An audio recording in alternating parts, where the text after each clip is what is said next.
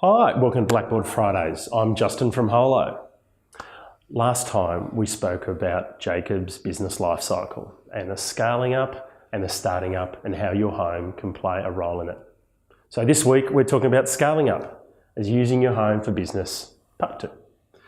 So you're 2 years into your business, it's up and running, it's going well, you're growing revenue, you've got some profits appearing, you've got some staff and you need some more. You want to get bigger, but you just need some oomph for the next phase. Dollars, cash, is going to play a big part of that.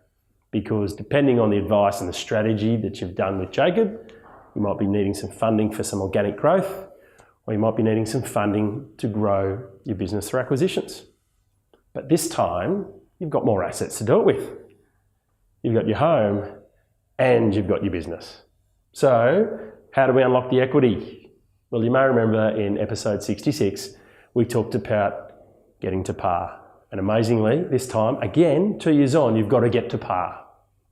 So depending on your business and personal circumstances, you can use this business for a business loan, or maybe a credit card, or maybe some invoice finance, or some trade finance, or some other business facility that will give you the cash to grow.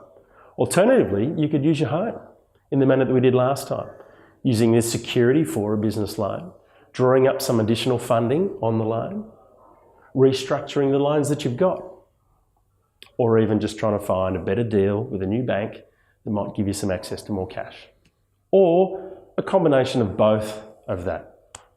So at this stage, you'll have more options. And this is why we think it's even more important to review and get the advice as part of getting on par at this stage.